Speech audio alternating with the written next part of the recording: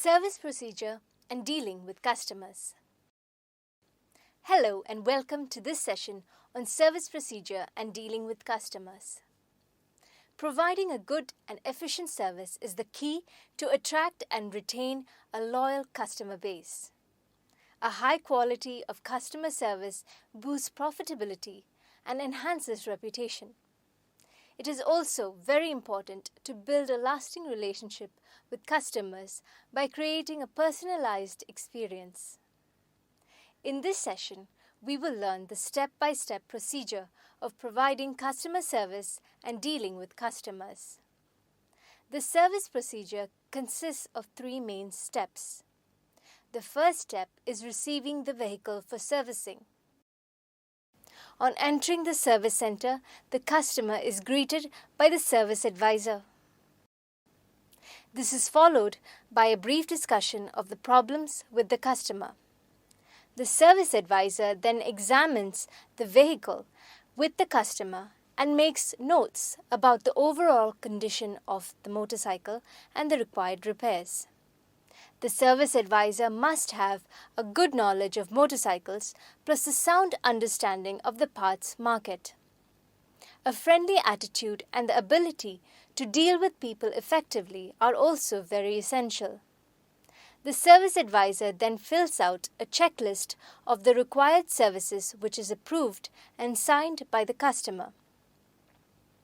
The service advisor then hands over the form and vehicle to the service technician for undertaking repair work. The next step is repairing and servicing the vehicle. The service technician conducts a quick safety check on the vehicle. This should include checking the lights and horn, tires, brakes, control cables, fluids, and suspension system. If there are additional unsafe conditions, he notes them and checks with the service advisor.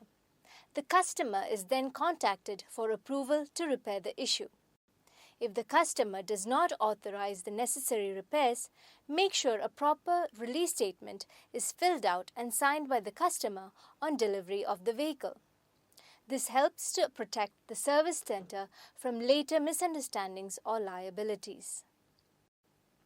It is good to clean the two-wheeler before or after servicing depending on the extent of the repair.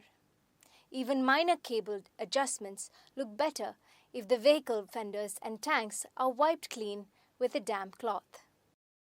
After the repair has been done, the service advisor takes a final check test drive to ensure the vehicle is working properly.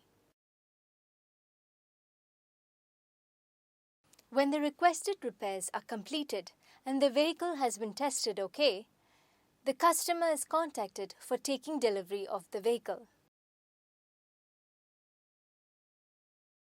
The last step in the service procedure is delivery of the vehicle. When the customer comes to receive the vehicle, he is required to perform all the formalities for the payment. After payment has been done, the keys are returned to the customer.